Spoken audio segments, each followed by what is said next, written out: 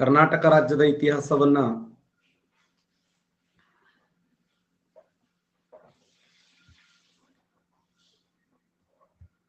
ಮೂರು ಕಾಲಘಟ್ಟಗಳಾಗಿ ವಿಂಗಡಿಸ್ತೀವಿ. ಆ ಮೂರು ಕಾಲಘಟ್ಟಗಳು ಯಾವುಂದ್ರೆ, ಒಂದು ಪ್ರಾಚೀನ ಕರ್ನಾಟಕದ ಇತಿಹಾಸ, ಎರಡು ಮಧ್ಯಯುಗೀನ ಕರ್ನಾಟಕದ ಇತಿಹಾಸ, ಮೂರು ಆಧುನಿಕ ಕರ್ನಾಟಕದ ಇತಿಹಾಸ ಅಂತ. ಕರ್ನಾಟಕ ರಾಜ್ಯದ ಇತಿಹಾಸವನ್ನ ಮೂರು ಕಾಲಘಟ್ಟಗಳಾಗಿ ವಿಂಗಡಿಸ್ತೀವಿ. ಒಂದು ಪ್ರಾಚೀನ ಕರ್ನಾಟಕದ ಇತಿಹಾಸ, ಎರಡು ಮಧ್ಯಯುಗೀನ ಕರ್ನಾಟಕದ ಇತಿಹಾಸ, ಮೂರು ಆಧುನಿಕ ಕರ್ನಾಟಕದ ಇತಿಹಾಸ. ಪ್ರಾಚೀನ ಕರ್ನಾಟಕದ ಇತಿಹಾಸ ಶಾತವಾಹನ ಮನೆತನದಿಂದ 1336ರವರೆಗೆ ಪ್ರಾಚೀನ ಕರ್ನಾಟಕದ ಇತಿಹಾಸ. 1336ರಿಂದ 1761ರವರೆಗೆ ಮಧ್ಯಯುಗೀನ ಕರ್ನಾಟಕದ ಇತಿಹಾಸ. 1761ರಿಂದ 1947 ಅಕ್ಟೋಬರ್ 24ರವರೆಗೆ ಆಧುನಿಕ ಕರ್ನಾಟಕದ ಇತಿಹಾಸ ಅಂತ ಹೇಳಿ ನಾವು ಪ್ರಧಾನವಾಗಿ ಮೂರು ಭಾಗಗಳನ್ನಾಗಿ, ಮೂರು ಹಂತಗಳನ್ನಾಗಿ ವಿಂಗಡಿಸ್ತೀವಿ. ಪ್ರಾಚೀನ ಕರ್ನಾಟಕದ ಇತಿಹಾಸ ಕ್ರಿಸ್ತ ಪೂರ್ವ ಶಾತವಾಹನ ಮನೆತನ. ಶಾತವಾಹನ ಮನೆತನದಿಂದ ವಿಜಯನಗರ ಸಾಮ್ರಾಜ್ಯದ ಸ್ಥಾಪನೆಯವರೆಗೆ. ವಿಜಯನಗರ ಸಾಮ್ರಾಜ್ಯದ ಸ್ಥಾಪನೆಯಿಂದ 1761ರಲ್ಲಿ ಹೈದರ್ ಅಲಿ ಮೈಸೂರಿನ ಅಧಿಕಾರವನ್ನು ಏನು ಸ್ವೀಕಾರ ಮಾಡ್ತಾನಲ್ಲ, ಮೈಸೂರಿನ ಅಧಿಕಾರವನ್ನು ಸ್ವೀಕಾರ ಮಾಡುವವರೆಗೆ. 1761ರಲ್ಲಿ ಹೈದರ್ ಅಲಿ ಅಧಿಕಾರವನ್ನು ಸ್ವೀಕಾರ ಮಾಡ್ತಾನೆ. 1761ರಿಂದ 1947 ಅಕ್ಟೋಬರ್ 24ರವರೆಗೆ ಇದನ್ನು ಆಧುನಿಕ ಕರ್ನಾಟಕದ ಇತಿಹಾಸ ಅಂತ ಹೇಳಿ ಕರಿತೀವಿ. ರಾಜ್ಯದ ಇತಿಹಾಸವನ್ನ ಮೂರು ಕಾಲಘಟ್ಟಗಳಾಗಿ, ಮೂರು ಸ್ವರೂಪಗಳಾಗಿ ವಿಂಗಡಿಸ್ತೀವಿ. ಪ್ರಾಚೀನ ಕರ್ನಾಟಕದ ಇತಿಹಾಸವನ್ನ ನೋಡಿದಾಗ ಶಾತವಾಹನ ಮನೆತನ, ಕದಂಬರು,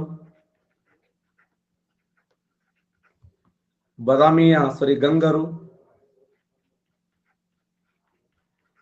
ಬದಾಮಿಯ ಚಾಲುಕ್ಯರು, ರಾಷ್ಟ್ರಕೂಟ ಮನೆತನ, ಕಲ್ಯಾಣಿಯ ಚಾಲುಕ್ಯರು, ಹೊಯ್ಸಳ ಮನೆತನ. ಈ ಎಲ್ಲ ಮನೆತನಗಳು ಪ್ರಾಚೀನ ಕರ್ನಾಟಕದ ಇತಿಹಾಸಕ್ಕೆ ಸಂಬಂಧಪಟ್ಟಿವೆ. ಶಾತವಾಹನ ಮನೆತನ ಗೌತಮಿಪುತ್ರ ಶಾತಕರ್ಣಿ, ಕದಂಬ ಮನೆತನ ಮಯೂರವರ್ಮ, ಗಂಗ ಮನೆತನ ದುರ್ವಿನೀತ, ಬಾದಾಮಿ ಚಾಲುಕ್ಯ ಇಮ್ಮಡಿ ಪುಲಕೇಶಿ, ರಾಷ್ಟ್ರಕೂಟ ಮನೆತನ ಅಮೋಘ ವರ್ಷ ನೃಪತುಂಗ, ಕಲ್ಯಾಣಿಯ ಚಾಲುಕ್ಯ ಮನೆತನ 6ನೇ ವಿಕ್ರಮಾದಿತ್ಯ, ಹೊಯ್ಸಳ ಮನೆತನ ವಿಷ್ಣುವರ್ಧನ. ಇವೆಲ್ಲ ಪ್ರಾಚೀನ ಕರ್ನಾಟಕದ ಇತಿಹಾಸಕ್ಕೆ ಸಂಬಂಧಪಟ್ರೆ. ಮಧ್ಯಯುಗೀನ ಕರ್ನಾಟಕದ ಇತಿಹಾಸದಲ್ಲಿ ಯಾವ ಬರ್ತಾವ ಅಂದ್ರೆ, ವಿಜಯನಗರ ಸಾಮ್ರಾಜ್ಯದ ಸ್ಥಾಪನೆ, ವಿಜಯನಗರ ಸಾಮ್ರಾಜ್ಯದ ಸ್ಥಾಪನೆ, ವಿಜಯನಗರ ಸಾಮ್ರಾಜ್ಯದ ಸರಿಸಮಾನವಾಗಿ ಬೆಳೆದಂತ ಸಾಮ್ರಾಜ್ಯ ಬಹುಮನಿ ಸುಲ್ತಾನರು, ಬಹುಮನಿಯ ಸುಲ್ತಾನರು. ಹೌದಾ ಅಲ್ಲೋ? ವಿಜಯನಗರ ಸಾಮ್ರಾಜ್ಯ ಅದಕ್ಕೆ ಸರಿಸಮಾನವಾಗಿ ದಕ್ಷಿಣ ಭಾರತದಲ್ಲಿ, ಉತ್ತರ ಭಾರತದಲ್ಲಿ ಮೊಹಮ್ಮದ್ ಬಿನ್ ತುಘಲಕ್ ಆಳ್ವಿಕೆಯನ್ನು ಮಾಡುವಾಗ ದಕ್ಷಿಣ ಭಾರತದಲ್ಲಿ ಯಾರು ಆಳ್ವಿಕೆ ಮಾಡ್ತಾ ಇದ್ರು? ದಕ್ಷಿಣ ಭಾರತದಲ್ಲಿ ಎರಡು ಮನೆತನಗಳು ಜನ್ಮ ತಾಳ್ತವೆ. ಒಂದು ವಿಜಯನಗರ ಸಾಮ್ರಾಜ್ಯ ಜನ್ಮ ತಾಳಿದರೆ, ಇನ್ನೊಂದು ಬಹುಮನಿ ಸುಲ್ತಾನರು ಅಂತ ಕರಿತೀವಿ. ಮೊಹಮ್ಮದ್ ಗವನನ ಮರಣದ ನಂತರ, ಆ 3ನೇ ಮೊಹಮ್ಮದ್ ಶಾನ ಕಾಲದಲ್ಲಿ ಮೊಹಮ್ಮದ್ ಗವನ ಮರಣದ ನಂತರ 5 ಮನೆತನಗಳಾಗಿ ವಿಭಾಗ ಆಗ್ತವೆ. ಬಿಜಾಪುರದ ಆದಿಲ್ಶಾಹಿಗಳು, ಗೋಲ್ಕಂಡದ ಕುತುಬ್ ಶಾಹಿಗಳು, ಅಹಮದ್ ನಗರದ ನಿಜಾಮ್ ಶಾಹಿಗಳು, ಬಿದರದ ಬರೀದ್ ಶಾಹಿಗಳು, ಬಿರಾರದ ಇಮಾದ್ ಶಾಹಿಗಳು ಅಂತ 5 ಮನೆತನಗಳಾಗಿ ವಿಭಾಗ. ಅದು 5 ಮನೆತನಗಳಾಗಿ ಹೋಳಾಗ್ತವೆ. ಹಾಗಾದ್ರೆ ವಿಜಯನಗರ ಸಾಮ್ರಾಜ್ಯ, ಬಹುಮನಿ ಸಾಮ್ರಾಜ್ಯ, ಬಿಜಾಪುರದ ಆದಿಲ್ಶಾಹಿಗಳು, ವಿಜಯನಗರ ಸಾಮ್ರಾಜ್ಯ, ಬಹುಮನಿಯ ಸುಲ್ತಾನರು, ಬಿಜಾಪುರದ ಆದಿಲ್ಶಾಹಿಗಳು. ಮಧ್ಯಯುಗೀನ ಕರ್ನಾಟಕದ ಇತಿಹಾಸದಲ್ಲಿ ಆಳ್ವಿಕೆ ಮಾಡಿದಂತ ಮನೆತನಗಳು ಮೈಸೂರು ಸಾಮ್ರಾಜ್ಯ. ಮೈಸೂರು ಎಲ್ಲಿಯವರೆಗೆ? ಹೈದರ್ ಅಲಿ ಅಧಿಕಾರ ಸ್ವೀಕಾರ ಮಾಡುವವರೆಗೆ. ಇವತ್ತು ಮೈಸೂರು ಸಾಮ್ರಾಜ್ಯ ಸ್ಥಾಪನೆ 1399 ಯದುರಾಯ ಮತ್ತು ಕೃಷ್ಣರಾಯರ ಸ್ಥಾಪನೆ ಮಾಡ್ತಾರೆ. ಇದು ಕೂಡ ಮಧ್ಯಯುಗೀನ ಕರ್ನಾಟಕದ ಇತಿಹಾಸದಲ್ಲಿ ಬರ್ತದೆ. ಯದುರಾಯ ಮತ್ತು ಕೃಷ್ಣರಾಯ, 1ನೇ ರಾಜ ಒಡೆಯರು ಬರ್ತಾರೆ. 1ನೇ ರಾಜ ಒಡೆಯರ ನಂತರ 6ನೇ ಚಾಮರಾಜ ಒಡೆಯ, 6ನೇ ಚಾಮರಾಜ ಒಡೆಯ ನಂತರ 1ನೇ ಕಂಠೀರವ ನರಸರಾಜ ಒಡೆಯ, ಒಂದನೇ ಕಂಠೀರವ ನರಸರಾಜ ಒಡೆಯರ್ ನಂತರ ಎರಡನೇ ದೇವರಾಯರು, ಎರಡನೇ ದೊಡ್ಡ ದೇವರಾಜ ಒಡೆಯ, ದೊಡ್ಡ ದೇವರಾಜ ಒಡೆಯ ನಂತರ ಚಿಕ್ಕ ದೇವರಾಜ ಒಡೆಯ, ಚಿಕ್ಕ ದೇವರಾಜ ಒಡೆಯ ನಂತರ ಎರಡನೇ ಕಂಠೀರವ ನರಸರಾಜ ಒಡೆಯ ಮೂಕ ಮತ್ತು ಕಿವುಡನಾಗಿದ್ದ. ಆಮೇಲೆ ಎರಡನೇ ಕೃಷ್ಣರಾಜ ಒಡೆಯ ಅಧಿಕಾರಕ್ಕೆ ಬರ್ತಾನೆ. ಆತನ ಕಾಲದಲ್ಲಿ ನಂಜರಾಜಯ್ಯ ಮತ್ತು ದೇವರಾಜರು ದಂಗೆ ಹೇಳ್ತಾರೆ. ನಂಜರಾಜಯ್ಯ ದೇವರಾಜ ಎರಡನೇ ಕೃಷ್ಣರಾಜ ಒಡೆಯನನ್ನ ಇಮ್ಮಡಿ ಕೃಷ್ಣರಾಜ ಒಡೆಯನನ್ನ ಬಂಧನಕ್ಕಿಟ್ಟು ಆಳ್ವಿಕೆಯನ್ನ ಮಾಡ್ತಾರೆ. ಪೇಮೆಂಟ್ ಇರಂಗಿಲ್ಲ. ದಿಂಡಗಲದ ಫೌಜದಾರನಾಗಿರುವಂತ ಹೈದರಾಲಿ ಪೇಮೆಂಟ್ ಕೊಡ್ತಾನೆ ಜನರಿಗೆ. ಸೈನಿಕರಂತಾರೆ, ನೀವು ನಮ್ಗೆ ಅಪಾರ ಪ್ರಮಾಣದಲ್ಲಿ ಪೇಮೆಂಟ್ ಕೊಟ್ರಿ ಅಂದ್ರೆ ನೀವೇ ಯಾಕೆ ರಾಜ ಆಗಬಾರದು, ನೀವೇ ಯಾಕೆ ಒಡೆಯ ಆಗಬಾರದು ಅಂತೇಳಿ ಒಡೆಯ ಆಗ್ತಾರೆ. ಹೈದರಾಲಿ ಅಧಿಕಾರ ಸ್ವೀಕಾರ ಮಾಡ್ತಾನೆ. ಹೈದರಾಲಿ ಅಧಿಕಾರವನ್ನು ಸ್ವೀಕಾರ ಮಾಡಿ 1761ರಿಂದ 1799ರವರೆಗೆ ಹೈದರಾಲಿ ಆತನ ಮಗನಾಗಿರುವಂತಹ ಹಜರತ್ ಟಿಪ್ಪು ಸುಲ್ತಾನ್ ಆಳ್ವಿಕೆ ಮಾಡ್ತಾರೆ. ಹೈದರಾಲಿ ಟಿಪ್ಪು ಸುಲ್ತಾನ್ ಆಳ್ವಿಕೆ ಮಾಡುವಾಗ 4 ಆಂಗ್ಲೋ ಮೈಸೂರು ಯುದ್ಧಗಳು ನಡೀತವೆ. ಪ್ರಥಮ ಆಂಗ್ಲೋ ಮೈಸೂರು ಯುದ್ಧ ಇಲ್ಲಿ ಹೈದರಾಲಿ ಗೆಲ್ತಾನೆ. ಎರಡನೇ ಆಂಗ್ಲೋ ಮೈಸೂರು ಯುದ್ಧ ಸಮಬಲ ಆಗ್ತದೆ. ಮೂರನೇ ಆಂಗ್ಲೋ ಮೈಸೂರು ಯುದ್ಧದಲ್ಲಿ ಬ್ರಿಟಿಷರು ಗೆಲ್ತಾರೆ. 4ನೇ ಆಂಗ್ಲೋ ಮೈಸೂರು ಯುದ್ಧದಲ್ಲಿ ಬ್ರಿಟಿಷರು ಗೆಲ್ತಾರೆ. ಟಿಪ್ಪು ಸುಲ್ತಾನ್ ಸತ್ತ ಹೋಗ್ತಾನೆ. 4ನೇ ಆಂಗ್ಲೋ ಮೈಸೂರು ಯುದ್ಧದಲ್ಲಿ ಮರಾಠರು, ಹೈದರಾಬಾದ್ ನಿಜಾಮ, ಬ್ರಿಟಿಷರು ಕೂಡಿಕೊಂಡು 4ನೇ ಆಂಗ್ಲೋ ಮೈಸೂರು ಯುದ್ಧ 1799ರಲ್ಲಿ ಟಿಪ್ಪು ಸುಲ್ತಾನ್ ಕೊಂದು ಹಾಕ್ತಾರೆ. 4 ಆಂಗ್ಲೋ ಮೈಸೂರು ಯುದ್ಧಗಳು ನಡೀತಾವ. 1799ರಲ್ಲಿ ಟಿಪ್ಪು ಸುಲ್ತಾನ್ ಮರಣಪ್ಪಿದ ನಂತರ ಮೈಸೂರಿನ ಒಡೆಯರಿಗೆ ಅಧಿಕಾರ ಬಿಟ್ಟುಕೊಡ್ತಾರೆ.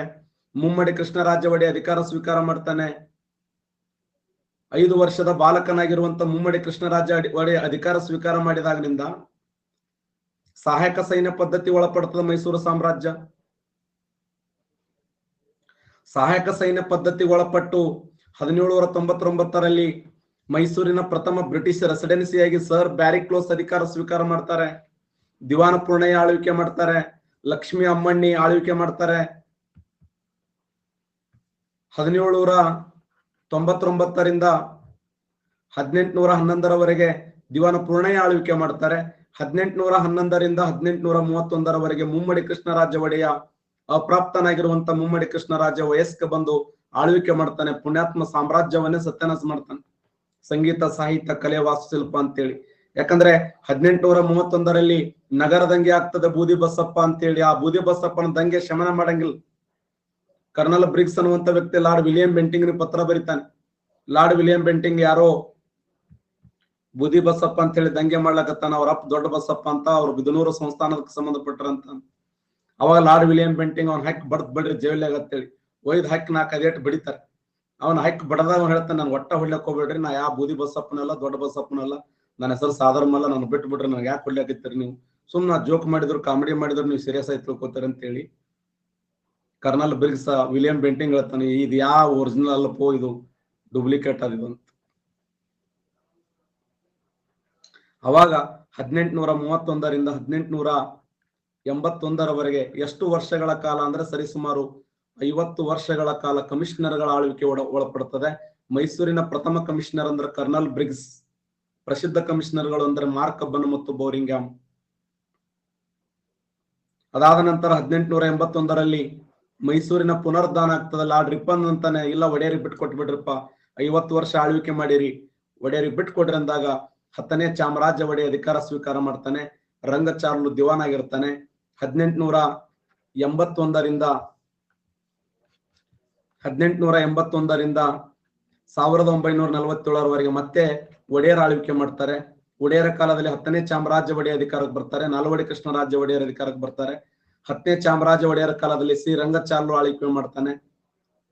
ಕೆ ಶೇಷಾದ್ರಿ ಅಯ್ಯರ್ ಅವರು ಆಳ್ವಿಕೆ ಮಾಡ್ತಾರೆ.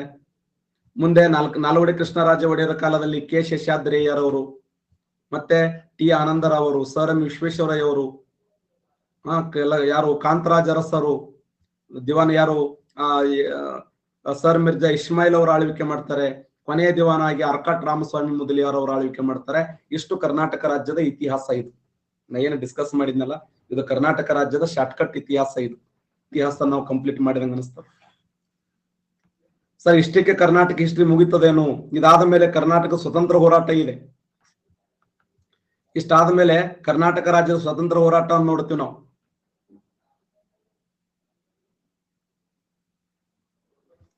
ಕರ್ನಾಟಕ ರಾಜ್ಯ ಸ್ವತಂತ್ರ ಹೋರಾಟವನ್ನು ಮತ್ತೆ 3 ಭಾಗಗಳನ್ನಾಗಿ ಮಾಡ್ತೀವಿ.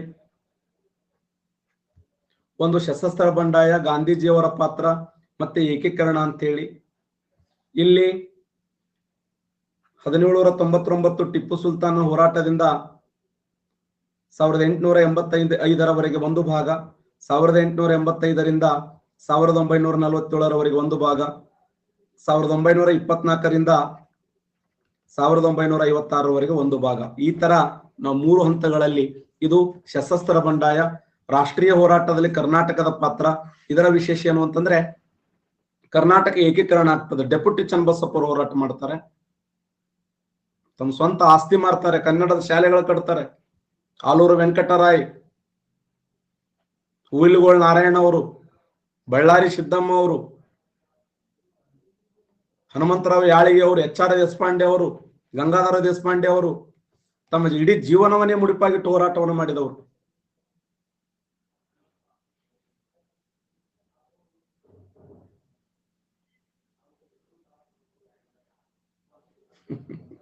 ಯಾರು ಮುಗಿಲಾರದ ಪಯಣನವರವರು ಸುಮ್ಮನೆ ಎಲ್ಲ ಮುಗಿಸ್ತೀನ.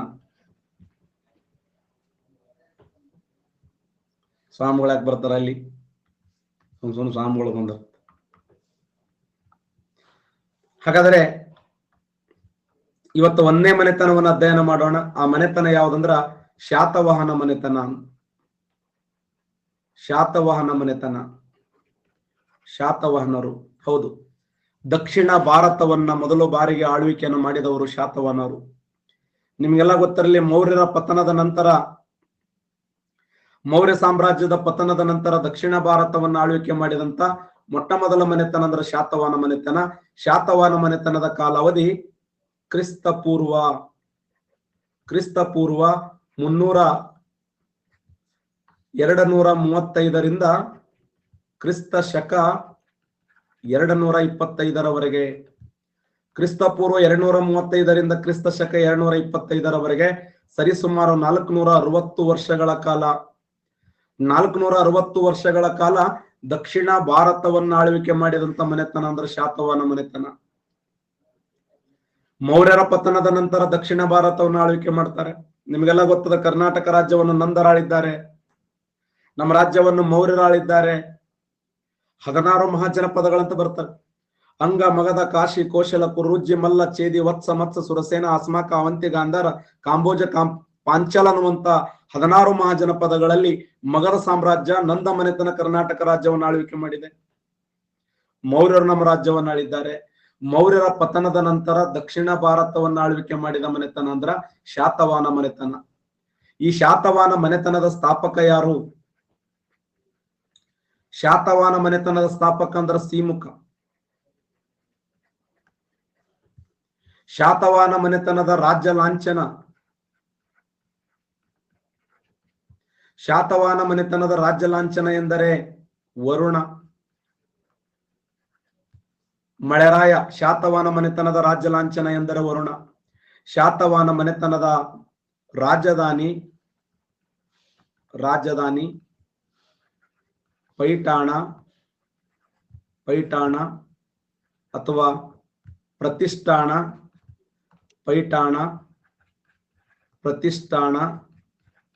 ಅಥವಾ ಆಂಧ್ರ ಪ್ರದೇಶದ ಶ್ರೀಕಾಕುಳಂ.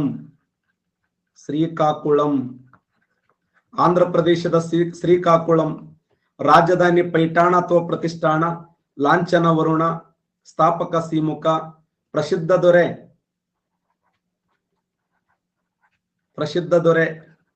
ಶಾತವಾಹನ ಮನೆತನದ ಪ್ರಸಿದ್ಧ ದೊರೆ ಯಾರಂತ ಕ್ವಶನ್ ಕೇಳ್ತಾನೆ. ಶಾತವಾಹನ ಮನೆತನದ ಪ್ರಸಿದ್ಧ ದೊರೆ ಯಾರಂದ್ರೆ ಗೌತಮಿ ಪುತ್ರ ಶಾತಕರ್ಣಿ.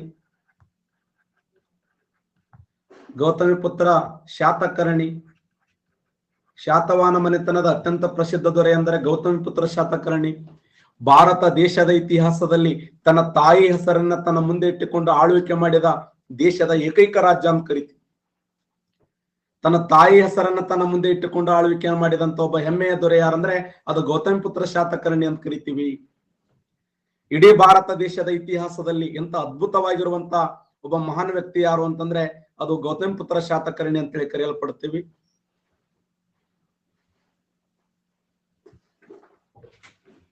ನೋಡಿ, ಸ್ಥಾಪಕ ಸಿಮುಖ, ರಾಜ್ಯ ಲಾಂಛನ ವರುಣ, ರಾಜಧಾನಿ ಪೈಠಾಣ ಯಾವ ನದಿಯ ದಡದ ಮೇಲೆ ಇದೆ ಅಂದ್ರೆ ಗೋದಾವರಿ ನದಿಯ ದಡದ ಮೇಲೆ ಇದೆ. ಅವರ ಎರಡನೇ ರಾಜಧಾನಿ ಅಂದ್ರೆ ಆಂಧ್ರ ಪ್ರದೇಶದ ಶ್ರೀಕಾಕುಳಂ. ಪ್ರಸಿದ್ಧ ದೊರೆ ಗೌತಮಿಪುತ್ರ ಶಾತಕರ್ಣಿ 460 ವರ್ಷಗಳ ಕಾಲ ದಕ್ಷಿಣ ಭಾರತವನ್ನು ಆಳ್ವಿಕೆ ಮಾಡ್ತಾರೆ. KS ಕ್ವಶನ್ ಕೇಳಿದ್ದ, ಶಾತವಾಹನ ಮನೆತನದ ಬಗ್ಗೆ ತಿಳಿಸುವ ಅಶೋಕನ ಶಾಸನ ಯಾವುದಂದ್ರೆ 12ನೇ ಬಂಡೆಗಲ್ಲ ಶಾಸನ. 12ನೇ ಬಂಡೆಗಲ್ಲು ಶಾಸನ. ಅಶೋಕನಿಗೆ ಸಿಕ್ಕ ಒಟ್ಟು ಬಂಡೆಗಲ್ಲ ಶಾಸನಗಳ ಸಂಖ್ಯೆ 14. ಅಶೋಕನ 14 ಬಂಡೆಗಲ್ಲ ಶಾಸನಗಳಲ್ಲಿ 13ನೇ ಬಂಡೆಗಲ್ಲ ಶಾಸನ ಕಳಿಂಗ ಯುದ್ಧದ ಬಗ್ಗೆ ಹೇಳುತ್ತದೆ. 14ನೇ ಬಂಡೆಗಲ್ಲ ಶಾಸನ ಎಲ್ಲೆಲ್ಲಿ ಶಾಸನಗಳನ್ನು ಕೆತ್ತನೆ ಮಾಡಿದ್ದಾರೆ ಅದೆಲ್ಲ ರಿಪೋರ್ಟ್ ಇದೆ ಅಲ್ಲಿ. ಹಾಗಾದ್ರೆ ಶಾತವಾಹನ ಮನೆತನದ ಇತಿಹಾಸವನ್ನ ತಿಳಿಸುವಂತ ಬಂಡೆಗಲ್ಲ ಶಾಸನ ಯಾವುದಂದ್ರೆ ಅದು 12ನೇ ಬಂಡೆಗಲ್ಲ ಶಾಸನ ಅಂತೇಳಿ ಗುರುತಿಸ್ತೀವಿ. ಈ 12ನೇ ಬಂಡೆಗಲ್ಲ ಶಾಸನದಲ್ಲಿ ಏನಂತ ಹೇಳಲಾಗಿದೆ ಅಂದ್ರ, ಶಾತವಾಹನರು ಆಂಧ್ರದ ಭೋಜರು ಅಥವಾ ಆಂಧ್ರದ ಸೇವಕರು ಅಥವಾ ಆಂಧ್ರದ ಭೃತ್ಯರು. ಶಾತವಾಹನರು ಆಂಧ್ರದ ಭೃತ್ಯರು ಅಂತೇಳಿ ಎಷ್ಟನೇ ಬಂಡೆಗಲ್ಲ ಶಾಸನ ಅಂದ್ರೆ 12ನೇ ಬಂಡೆಗಲ್ಲ ಶಾಸನದಲ್ಲಿ ಹೇಳಲಾಗಿದೆ. 18 ಪುರಾಣಗಳಲ್ಲಿ ಒಂದು ಪುರಾಣ ಮತ್ಸ್ಯ ಪುರಾಣ ಹೇಳುತ್ತದೆ. ಮತ್ಸ್ಯ ಪುರಾಣದ ಪ್ರಕಾರ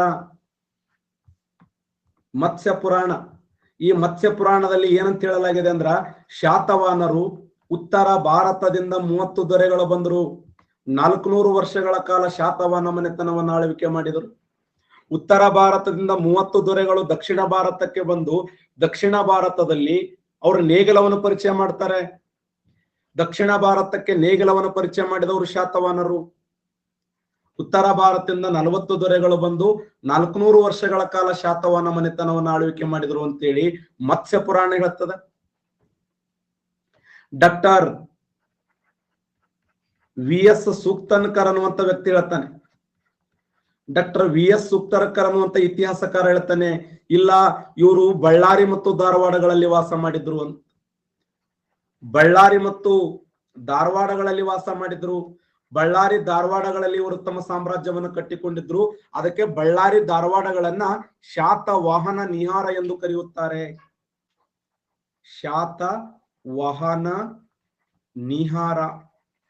ಶಾತವಾಹನ ನಿಹಾರ ಎಂದು ಕರೆಯುತ್ತಾರೆ.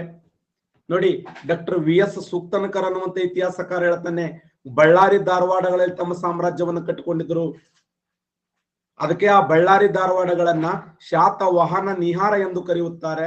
ಮತ್ಸ್ಯ ಪುರಾಣ ಹೇಳ್ತದೆ, ಉತ್ತರ ಭಾರತದಿಂದ 30 ಅರಸರು ದಕ್ಷಿಣ ಭಾರತಕ್ಕೆ ಬಂದು 400 ವರ್ಷಗಳ ಕಾಲ ಆಳ್ವಿಕೆ ಮಾಡಿದರು.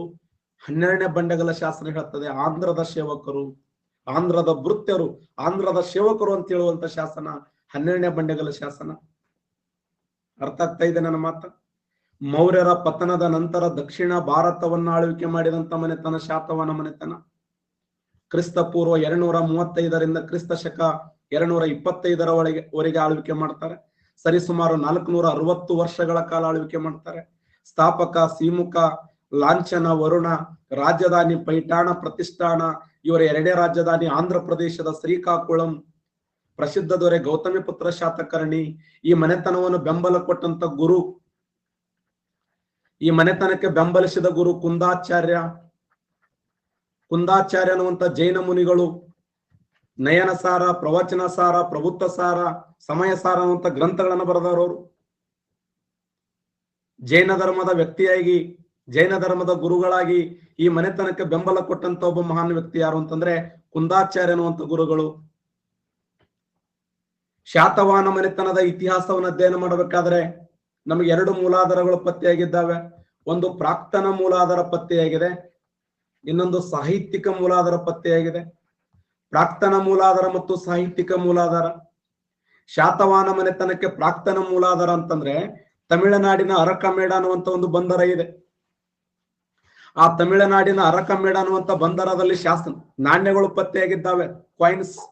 ಆ ನಾಣ್ಯಗಳ ಮೇಲೆ ಮೀನು ಮತ್ತು ಹಡಗಿನ ಮತ್ತು ಶಂಕುವಿನ ಚಿತ್ರಗಳನ್ನ ಕೆತ್ತನೆ ಮಾಡಲಾಗಿತ್ತು ಅಲ್ಲ. ತಮಿಳುನಾಡಿನ ಅರಕಮೇಡ ಅನ್ನುವಂತ ಒಂದು ಬಂದರ. ಆ ತಮಿಳುನಾಡಿನ ಅರಕಮೇಡ ಬಂದರದಲ್ಲಿ ಮೀನು, ಹಡಗು ಮತ್ತು ಶಂಕುವಿನ ನಾಣ್ಯಗಳನ್ನು ಏನು ಚಿತ್ರಗಳನ್ನು ಟಂಕಿಸಲಾಗಿತ್ತು. ಅದನ್ನು ಟಂಕಿಸಿದವರು ಯಾರು ಅಂದ್ರೆ ಯಜ್ಞಶ್ರೀ ಶಾತಕರ್ಣಿ ಅಂತ ಕರಿತೀವಿ. ಕ್ವಶನ್ ಆಗಿದೆ. ಯಜ್ಞಶ್ರೀ ಶಾತಕರ್ಣಿ ಅನ್ನುವಂತ ವ್ಯಕ್ತಿ ಆತ ಏನು ಮಾಡಿದ ಅಂತಂದ್ರ ಆ ಒಂದು ನಾಣ್ಯಗಳ ಮೇಲೆ ಮೀನು ಮತ್ತು ಹಡಗಿನ ಚಿತ್ರಗಳನ್ನ ಟಂಕಿಸಲಾಗಿತ್ತು.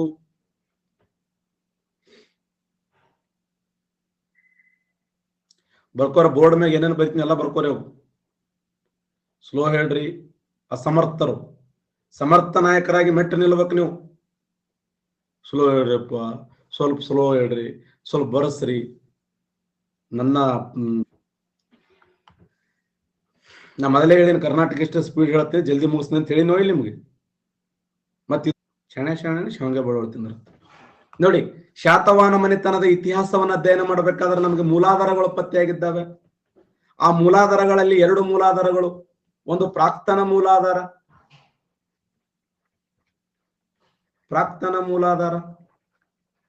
ಈ ಪ್ರಾಕ್ತನ ಮೂಲಾಧಾರದಲ್ಲಿ ಶಾತವಾಹನರ ಕಾಲಕ್ಕೆ ಸಂಬಂಧಪಟ್ಟಂತೆ ನಾಣ್ಯಗಳು ಪತ್ತೆಯಾಗಿದ್ದಾವೆ, ಶಾಸನಗಳು ಪತ್ತೆಯಾಗಿದ್ದಾವೆ, ಸ್ಮಾರಕಗಳು ಪತ್ತೆಯಾಗಿದ್ದಾವೆ. ನಾಣ್ಯಗಳು, ಕಾಯಿನ್ಸ್, ನಾಣ್ಯಗಳು, ಶಾಸನಗಳು ಮತ್ತೆ ಸ್ಮಾರಕಗಳು. ನೋಡಿ, ಶಾತವಾಹನ ಮನೆತನದ ನಾಣ್ಯಗಳು, ಶಾಸನಗಳು, ಸ್ಮಾರಕಗಳು ಪತ್ತೆಯಾಗಿದ್ದಾವೆ. ನಾಣ್ಯಗಳು, ಅವರ ಕಾಲದಲ್ಲಿ 3 ತರದ ನಾಣ್ಯಗಳಿದ್ದು. ಗದ್ಯಾಣ ಅನ್ನುವಂತ ನಾಣ್ಯ ಇತ್ತು, ದಿನಾರ ಮತ್ತು ಸುವರ್ಣದ ನಾಣ್ಯಗಳು ಇದ್ದು, ಬೆಳ್ಳಿಯ ಕುಪಣ ಎಂಬ ನಾಣ್ಯ ಇತ್ತು. ಆದರೆ ತಮಿಳುನಾಡಿನ ಅರಕಮೇಡ ಅನ್ನುವಂತ ಬಂದರದಲ್ಲಿ, ಎಂಬ ಬಂದರದಲ್ಲಿ ಸಿಕ್ಕಂತ ಕಾಯಿನ್ಗಳದವಲ್ಲ, ನಾಣ್ಯಗಳದವಲ್ಲ, ಆ ನಾಣ್ಯಗಳ ಮೇಲೆ ಮೀನು ಹಡಗಿನ ಚಿತ್ರಗಳನ್ನು ಟಂಕಿಸಲಾಗಿತ್ತು. ಅಂದ್ರೆ it is symbol of international trades.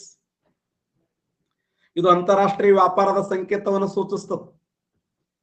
ಆ ಮೀನು ಮತ್ತು ಹಡಗಿನ ಚಿತ್ರಗಳನ್ನು ಟಂಕಿಸಲಾಗಿತ್ತಲ್ಲ, ಆ ಮೀನು ಮತ್ತು ಹಡಗಿನ ಚಿತ್ರಗಳನ್ನು ಟಂಕಿಸಿದಂತ ಸಮಯದಲ್ಲಿ ಅದು ಅಂತಾರಾಷ್ಟ್ರೀಯ ವ್ಯಾಪಾರದ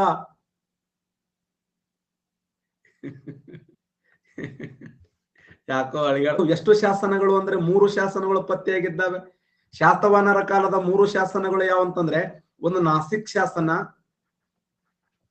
ನಾನಗಡ ಶಾಸನ, ಹಿರೇಹಡಗಲಿ ಶಾಸನ. ನಾಸಿಕ್ ಶಾಸನ ಗೌತಮಿಪುತ್ರ ಶಾತಕರ್ಣಿ ಇತಿಹಾಸ ಹೇಳ್ತದೆ.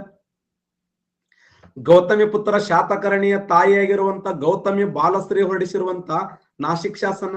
ನಾನಗಡ ಶಾಸನ 1ನೇ ಶಾತಕರ್ಣಿ ಹೆಂಡತಿಯಾಗಿರುವಂತ ನಾಗನಿಕಳು ಹೊರಡಿಸಿದ ಶಾಸನ ಇದು. ನಾಸಿಕ್ ಶಾಸನ, ನಾನಗಡ ಶಾಸನ, ಹಿರೇಹಡಗಲಿ ಶಾಸನ ಇವರ ಕಾಲದ ಸ್ಮಾರಕಗಳು. ಉತ್ತರ ಭಾರತದಲ್ಲಿ ಸಾಂಚಿ ಅನ್ನುವಂತ ಸ್ತೂಪ ಇದೆ. ಸಾಂಚಿ ಸ್ತೂಪದಲ್ಲಿ ಶ್ರೀಮುಖನ ಹೆಸರನ್ನು ಬರೆದಾರೆ. ದಕ್ಷಿಣ ಭಾರತ ಅತಿ ದೊಡ್ಡ ಸ್ತೂಪ ಅಂದ್ರೆ ಅಮರಾವತಿ ಸ್ತೂಪ. ಈ ಅಮರಾವತಿ ಸ್ತೂಪಕ್ಕೆ ಹಣವನ್ನು ಕೊಟ್ಟಂತ ವ್ಯಕ್ತಿ ವಶಿಷ್ಠ ಪುತ್ರ ಪುಳಮಾಯಿ. ಇದು ಕ್ವಶನ್ ಆಗಿದೆ.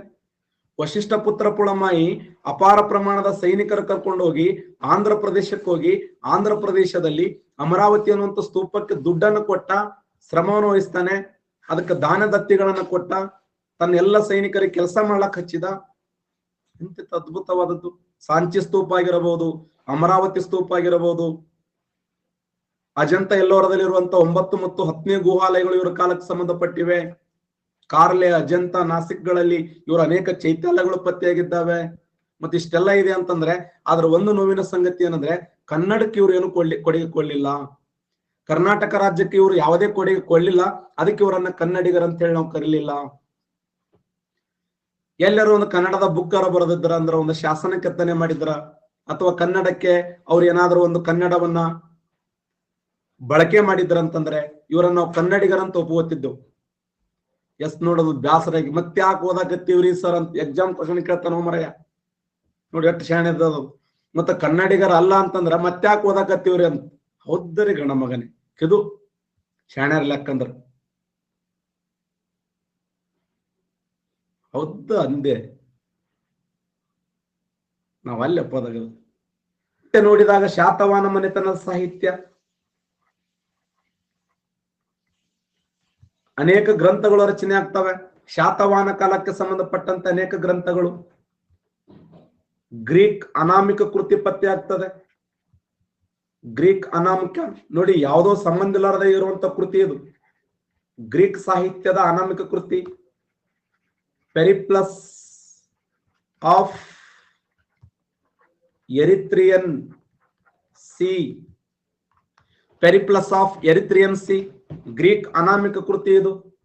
ಪೆರಿಪ್ಲಸ್ ಆಫ್ ಎರಿತ್ರಿಯನ್ ಸಿ ಅನ್ನುವಂಥ ಗ್ರಂಥದಲ್ಲಿ ಶಾತವಾಹನ ಮನೆತನದ ಉಲ್ಲೇಖ ಇದೆ. ಗುಣಾಢ್ಯನ ಬೃಹತ್ ಕಥಾ,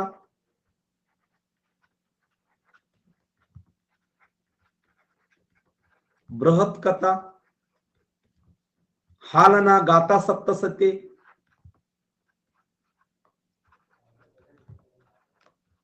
ಸಪ್ತಸತಿ, ಮತ್ತೆ ಸತ್ತೈಶೈ, ಸರ್ವವರ್ಮನ ಕಾತಂತ್ರ ವ್ಯಾಕರಣ,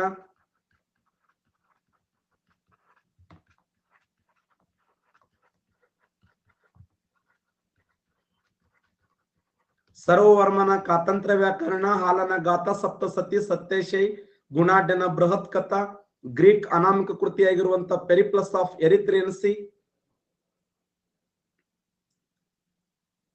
ಅಲ್ಲ. ಇವರ ಕಾಲದಲ್ಲಿ ಎಂತೆಂತ ಮಹಾನ್ ಕವಿಗಳಿದ್ರು.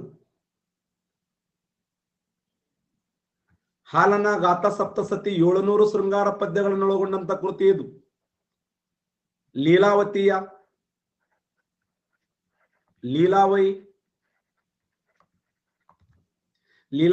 ಲೀಲಾವಯಿ, ಸರ್ವವರ್ಮನ ಕಾತಂತ್ರ ವ್ಯಾಕರಣ, ಹಾಲನ ಗಾಥಾ ಸಪ್ತಸತಿ, ಸತ್ತೈಶೈ, ಗುಣಾಢ್ಯನ Brihat Katha, Greek ಕೃತಿಯಾಗಿರುವಂತಹ Periplus of Erythraean C ಇವೆಲ್ಲವೂ ಕೂಡ ಯಾವ ಮನೆತನದ ಇತಿಹಾಸಕ್ಕೆ ಬೆಳಕು ಚೆಲ್ಲುತ್ತವೆ ಅಂದ್ರ ಶಾತವಾಹನ ಮನೆತನದ ಇತಿಹಾಸಕ್ಕೆ ಬೆಳಕು ಚೆಲ್ಲುತ್ತವೆ.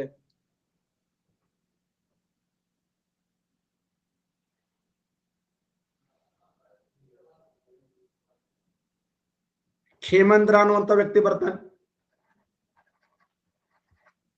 ಕ್ಷೇಮೇಂದ್ರನ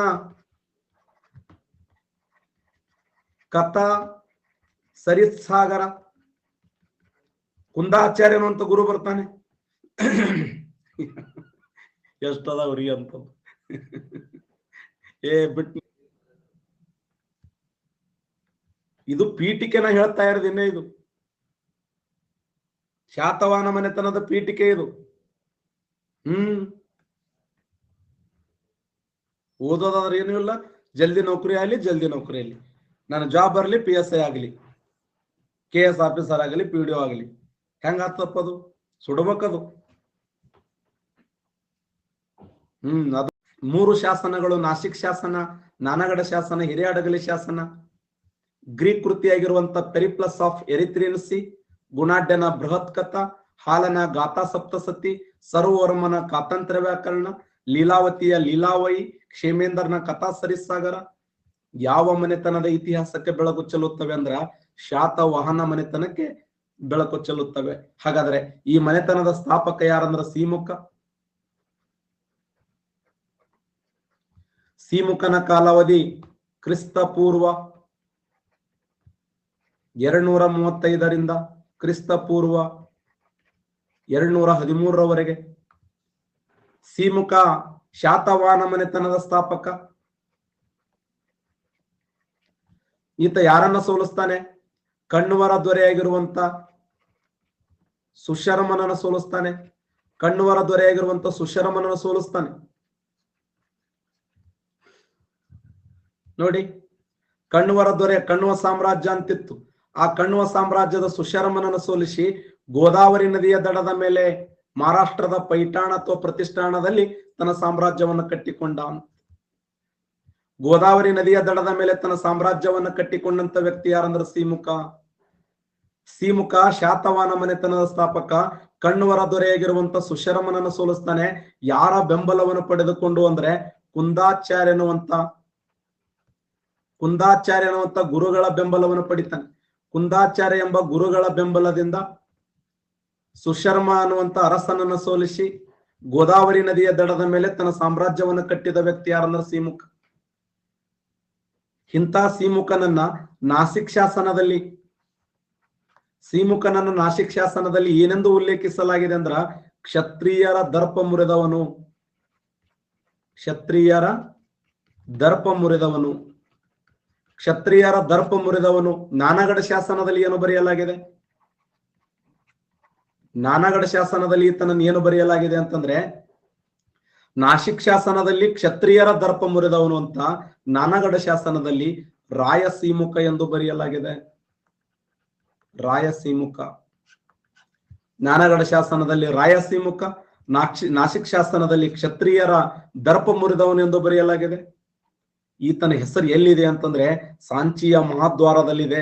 ಇವನ ಹೆಸರು ಮತ್ತು ಒಂದೇ ಕೃಷ್ಣನ ಹೆಸರು, ಒಂದೇ ಕೃಷ್ಣನ ಹೆಸರು, ಸೀಮುಖನ ಹೆಸರು ಸಾಂಚಿಯ ಮಹಾದ್ವಾರದಲ್ಲಿದೆ. ಅಂದ್ರೆ ಇವ್ರು ಎಷ್ಟು ಹವಾ ಮೇಂಟೈನ್ ಮಾಡಿರ್ಬೋದು ವಿಚಾರ ಮಾಡ್ರಿ. ಇವರ ಕೀರ್ತಿ ಎಲ್ಲಿಂದ ಎಲ್ಲಿವರೆಗೆ ಹರಡಿದ್ಬಹುದು. ಎತ್ತಣ ಮಾಮಾರ ಎತ್ತಣಕ್ಕೆ ಹೋಗಿಲಿ, ಎತ್ತಣದಿಂದ ಎತ್ತಣಕ್ಕೆ ಸಂಬಂಧವಯ್ಯ.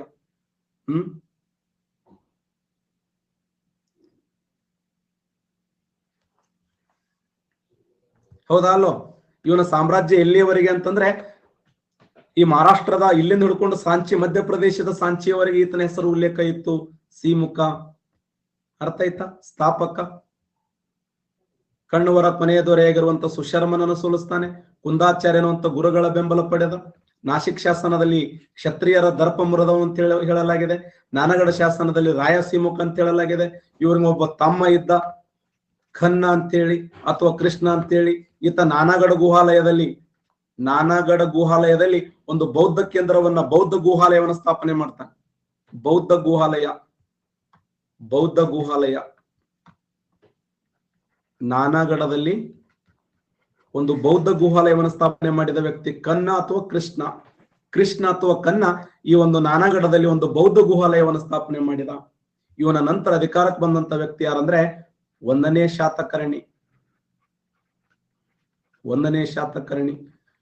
ಶಾತಕರ್ಣಿಯ ವೈಶಿಷ್ಟ್ಯ ಏನು ಅಂತಂದ್ರೆ ಈತನಿಗೆ ದಕ್ಷಿಣ ಪಥದ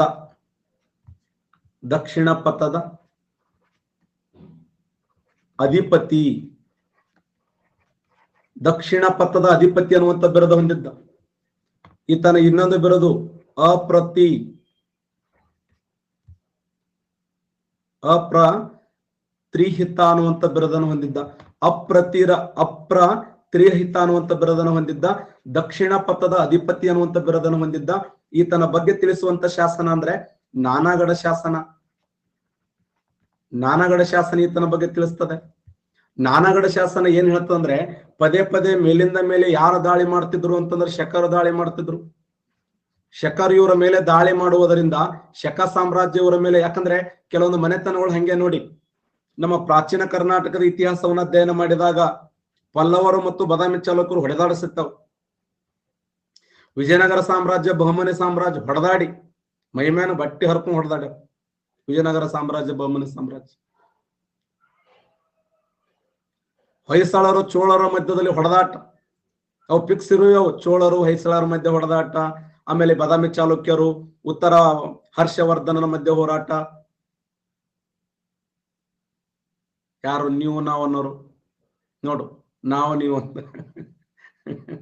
ಖ್ಯಾತವಾನ ಮನೆತನದ ಆರಂಭದ ದೊರೆಯಾಗಿರುವಂತ ಒಂದೇ ಶಾತಕರ್ಣಿ ಏನು ಮಾಡಿದ ಅಂದ್ರ ಶಕರ ಮೇಲೆ ದಾಳಿ ಮಾಡ್ತಾನೆ.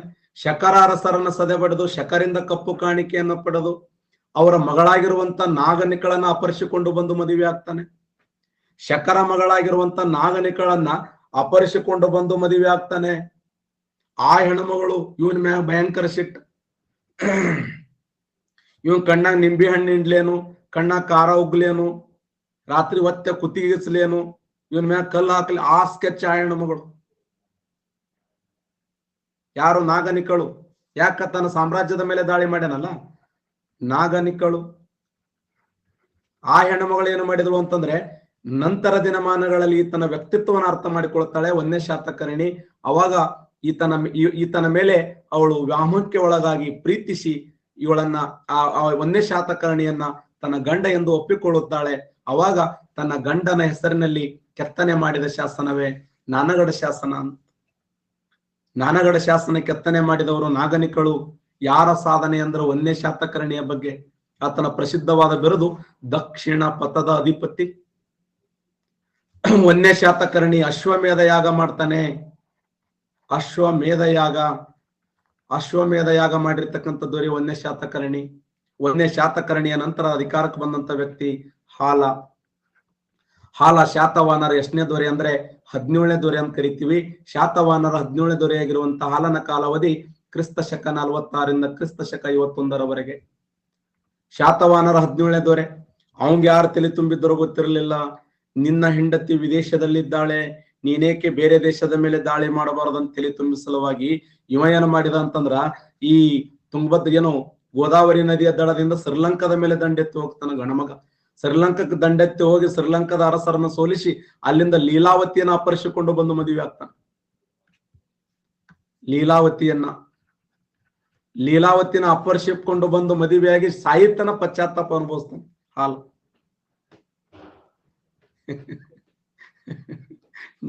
ಪಶ್ಚಾತ್ತಾಪ ಅನುಭವಿಸ್ತಾನೆ. ಶ್ರೀಲಂಕಾದ ಮೇಲೆ ದಂಡೆತ್ತಿ ಹೋಗಿ 17ನೇ ದೊರೆ ಸುಮ್ ಕುಂದ್ರಬಾರ್ದ ಇಲ್ಲಿ ಆಕದ ಪಕ್ಕದಾಗ ಅಲ್ಲಿ ಶ್ರೀಲಂಕಾ ಹೋಗ್ಯಾನ. ಶ್ರೀಲಂಕಕ್ಕೆ ಹೋಗಿ ಲೀಲಾವತಿಯನ್ನ ಅಪಹರಿಸಿಕೊಂಡು ಬಂದು ಮದುವೆಯಾಗಿ, ಯಾಕಂದ್ರ ಈ ಹೆಣ್ಮಗಳಿಗೂ ಸಾಹಿತ್ಯದ ಗುಂಗ, ಇವನಿಗೂ ಸಾಹಿತ್ಯದ ಗುಂಗ.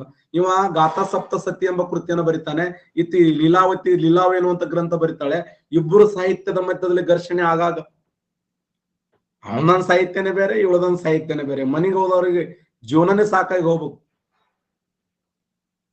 ಹಾಲನ್ನು ಬರೆದ ಪ್ರಸಿದ್ಧವಾದ ಕೃತಿ ಗಾಥಾ ಸಪ್ತಸತಿ.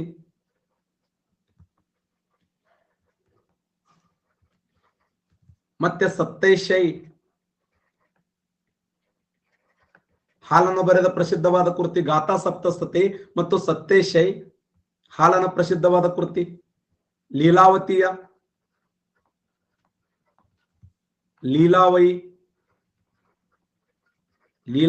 ಲೀಲಾವಯಿ. ಇವರ ಆಸ್ಥಾನದಲ್ಲಿ ಸರ್ವವರ್ಮ ಅಂತಿದ್ದ. ಸರ್ವವರ್ಮನ ಕಾತಂತ್ರ ವ್ಯಾಕರಣ. ಇವರ ಆಸ್ಥಾನದ ಇನ್ನೊಬ್ಬ ಇದ್ದ ಬೆಂಕಿ ಗುಣಾಢ್ಯ. ಅವ ಬೃಹತ್ ಕಥಾ ಅನ್ನುವಂತ ಕೃತಿಯನ್ನು ಬರೀತಾನೆ.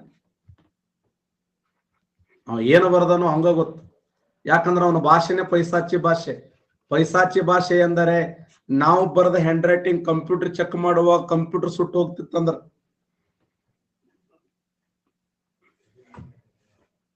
ನಾವು ಬರೆದ ಹ್ಯಾಂಡ್ ರೈಟಿಂಗ್ ಉಪನ್ಯಾಸಕರು ಚೆಕ್ ಮಾಡುವ ಸಮಯದಲ್ಲಿ ಅವ್ರ ಮುಖದಲ್ಲಿ ಬೆವರು ಬರ್ತಿತ್ತಂದ್ರ, ಲಘು ಹೃದಯಘಾತ ಸಂಭವಿಸ್ತಿದ್ರೆ ಅದು ಯಾವ ಭಾಷೆ ಅಂದ್ರೆ ಪೈಸಾಚಿ ಭಾಷೆ.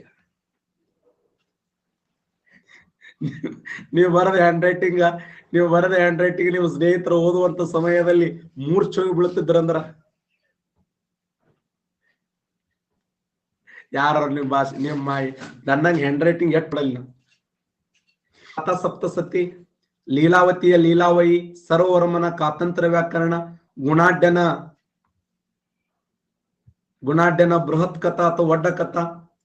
ಹಾಲನ ಬಗ್ಗೆ, ಹಾಲ ಎಷ್ಟನೇ ದೊರೆ ಅಂದ್ರೆ 17ನೇ ದೊರೆ, 700 ಶೃಂಗಾರ ಪದ್ಯಗಳನ್ನು ಬರೀತಾನೆ. ಹಾಲನ್ನು ಬರೆದ ಗಾಥಾ ಸಪ್ತಸತಿ ಕೃತಿ ಯಾವ ಭಾಷೆ, ಯಾವ ಒಂದು ಸ್ತುತಿಯಿಂದ ಆರಂಭಗೊಳ್ಳುತ್ತದೆ ಅಂದ್ರೆ ಅದು ಶಿವನ ಶ್ಲೋಕದಿಂದ ಆರಂಭಗೊಳ್ಳುತ್ತದೆ. ಶಿವನ ಶ್ಲೋಕ. ಹಾಲನ ನಂತರ ಈ ಮನೆತನವನ್ನು ಆಳಿದಂತ, ಈ ಮನೆತನದ ಡಬಲ್ ಸ್ಟಾರ್, ಈ ಮನೆತನದ ಅತ್ಯಂತ ಪ್ರಸಿದ್ಧ ದೊರೆ ಗೌತಮಿಪುತ್ರ ಶಾತಕರ್ಣಿ.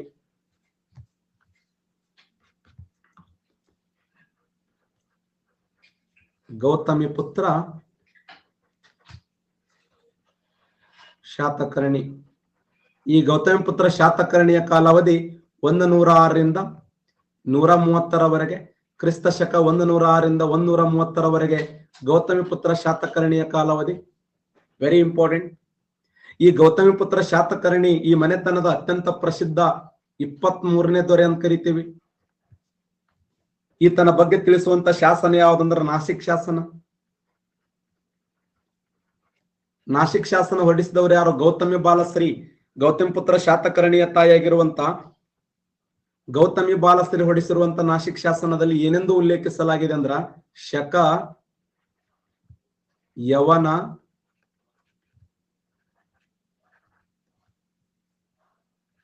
ಪಹಲ ನಿರ್ಮೂಲಕ ಎಂದು ಉಲ್ಲೇಖಿಸಲಾಗಿದೆ, ಅಥವಾ ಪಲ್ಲವರ ನಿರ್ಮೂಲಕ ಎಂದು ಉಲ್ಲೇಖಿಸಲಾಗಿದೆ.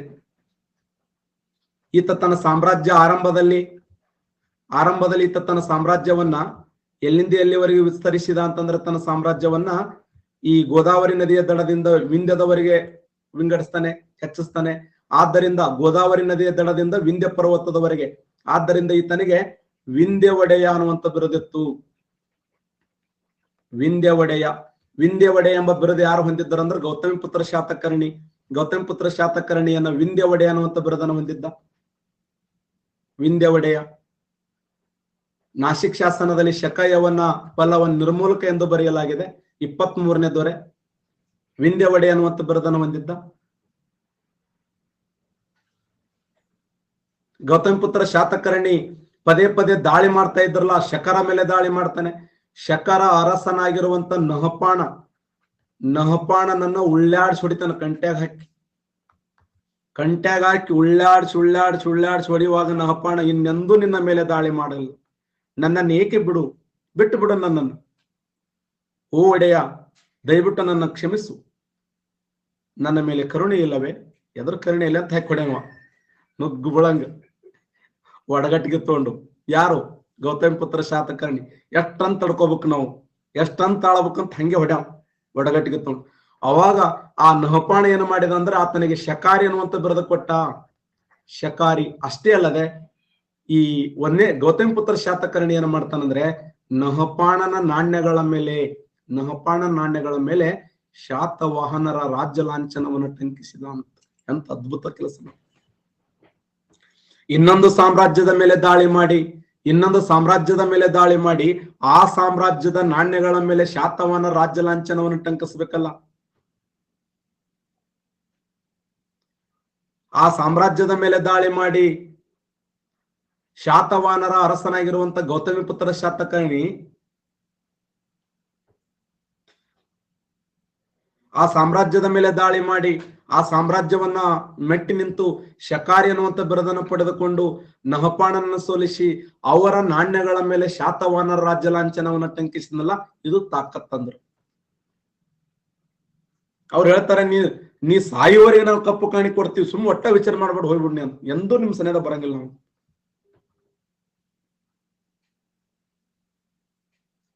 ತನ್ನ ಸಾಮ್ರಾಜ್ಯವನ್ನ ಪಶ್ಚಿಮದಲ್ಲಿ ಅರಬ್ಬಿ ಸಮುದ್ರ, ಪೂರ್ವದಲ್ಲಿ ಬಂಗಾಳ ಕೊಲ್ಲಿ, ದಕ್ಷಿಣದಲ್ಲಿ ಹಿಂದೂ ಮಹಾಸಾಗರದವರೆಗೆ ತನ್ನ ಸಾಮ್ರಾಜ್ಯವನ್ನು ವಿಸ್ತರಿಸಿದ್ದ. ಆದ್ದರಿಂದ ಈತನಿಗೆ ತ್ರೈ ಸಮುದ್ರ ತೋಯ ಪೀತವಾನ, ತ್ರೈ ಸಮುದ್ರ ತೋಯ ಪಿತವಾಹನ ಅಂತ. ಈತನ ಬಗ್ಗೆ ಆ ಸಾಮ್ರಾಜ್ಯದ ಬ್ರಾಹ್ಮಣರು ವರ್ಣನೆ ಮಾಡ್ತಾರಂತ. ಅಲ್ಲಿಯ ಬ್ರಾಹ್ಮಣ ವರ್ಗದವ್ರು ಏನ್ ಹೇಳ್ತಾರಂದ್ರೆ ಶಾತವಾಹನ ಸಾಮ್ರಾಜ್ಯದ ಸಲುವಾಗಿನೇ ಹುಟ್ಟಿ ಬಂದೀನಿ ಅಂತ.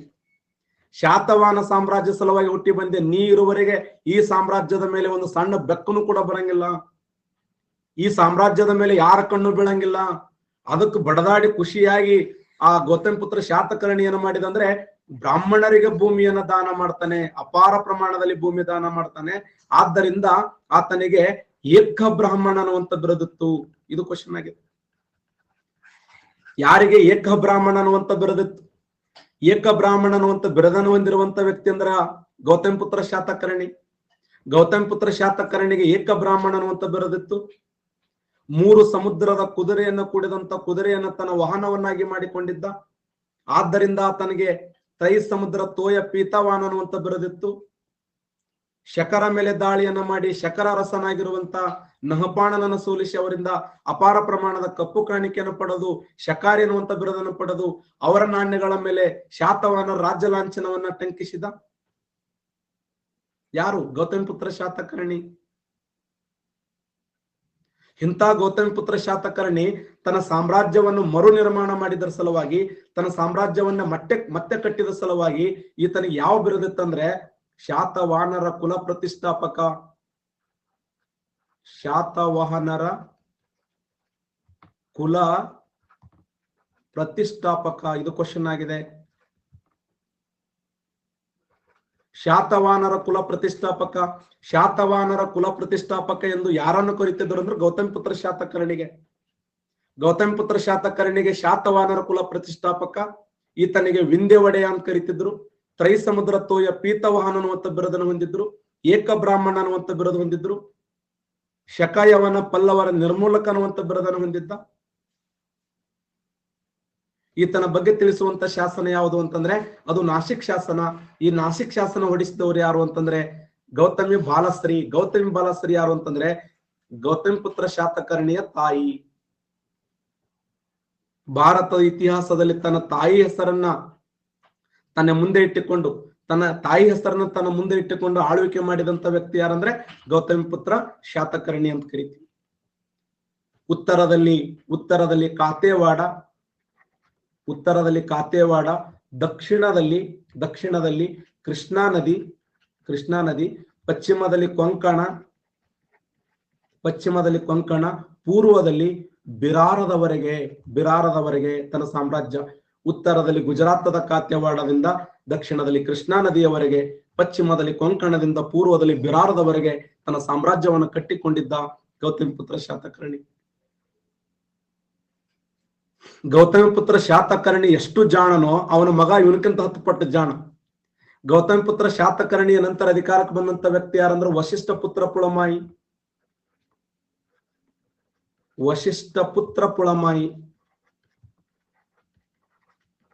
ಈ ವಶಿಷ್ಠ ಪುತ್ರ ಪುಳಮಾಯಿಯ ವೈಶಿಷ್ಟ್ಯ ಏನು ಅಂತಂದ್ರೆ ಇವ ಏನು ವಿಚಾರ ಮಾಡ್ತಾನಂದ್ರ ಶಕರಿಗೆ ಒಂದು ಸಂದೇಶ ಕಳಿಸ್ತಾನೆ. ಇನ್ನು ಮೊದಲು ಏನೇನಾಗ್ಯಾವಲ್ಲ ಆಗ್ಯಾವ. ಮೊದಲು ಏನೇನಾಗ್ಯದ ನಮ್ಮ ತಂದೆ ಕಾಲದಾಗ ನಮ್ಮ ಅಜ್ಜನ ಕಾಲದಾಗ ನೀವು ಅವ್ರಿಗೆ ಹೊಡೆದ್ರಿ, ಅವ್ರಿಗೆ ನಿಮ್ಗೆ ಹೊಡೆದಾರ, ಅವ್ರ ಮೈಮೇನ ಬಟ್ಟಿ ನೀವು ಹೊರದ್ರಿ, ನಿಮ್ಮ ಮೈಮೇನ ಬಟ್ಟಿ ಅವ್ರು ಹರಿದಾರ. ಇನ್ನು ಮುಂದೆ ನೀವು ಪೌಣ್ಯರಾಗಿರೋ ನಮ್ಮ ಹೆಣ್ಣ ನಿಮಗ್ ಕೊಡೋದು, ನಿಮ್ಮ ಹೆಣ್ಣ ನಾವು ತೊಳೋದು. ಇನ್ನು ಮುಂದೆ ನೀವು ಪೌಣ್ಯರಾಗಿರಮ್ ಅಂತೇಳಿ ವಶಿಷ್ಠ ಪುತ್ರ ಪುಳಮಾಯಿ ಶಕರ ದೊರೆಯಾಗಿರುವಂತ ಯಾರು ರುದ್ರದಾಮನ್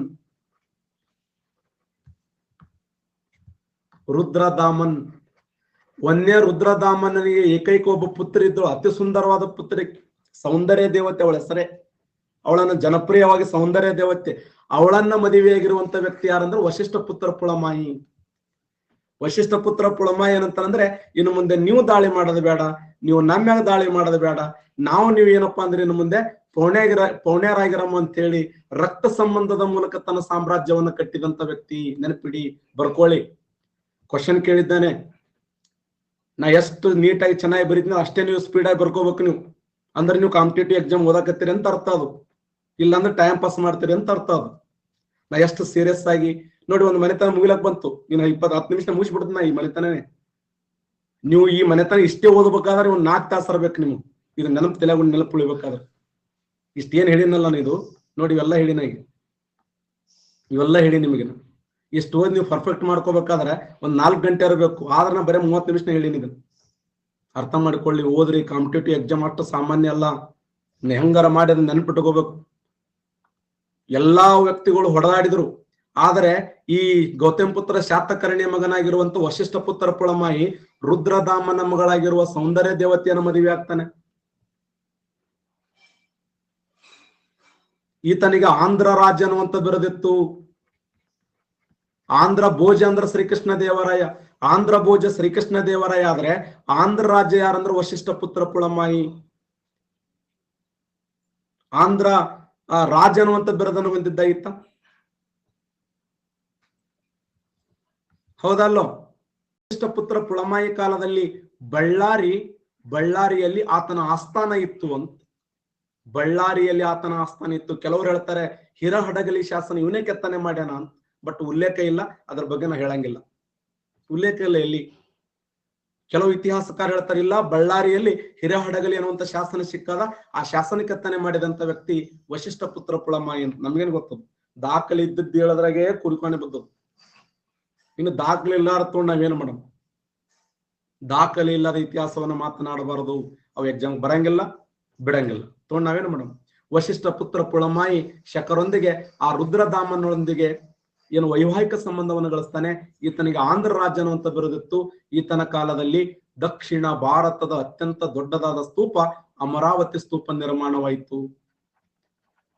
ಇದು ಗಾಂಧಾರ ಮತ್ತು ಮಥುರಾ ಶೈಲಿಯಲ್ಲಿ ಕಂಡು ಬರ್ತದೆ. ಅಮರಾವತಿ ಸ್ತೂಪಕ್ಕೆ ಅಪಾರ ಪ್ರಮಾಣದ ದಾನದತ್ತಿಯನ್ನ, ದತ್ತಿ ಅಂತ ಬರ್ಕೊಂಡ್ರಿ, ದಾನದತ್ತಿಯನ್ನು ಕೊಟ್ಟಂತ ವ್ಯಕ್ತಿ ಯಾರಂದ್ರೆ ವಶಿಷ್ಠ ಪುತ್ರ ಪುಳಮಾಯಿ. ನಿದ್ಗಣ್ಣಾಗ ಅವಸರದಾಗ ಅಪಾರ ಪ್ರಮಾಣದ ದಾನದತ್ತಿಯನ್ನು ಕೊಟ್ಟಂತ ವ್ಯಕ್ತಿ ಯಾರಂದ್ರೆ ವಶಿಷ್ಠ ಪುತ್ರ ಪುಳಮಾಯಿ.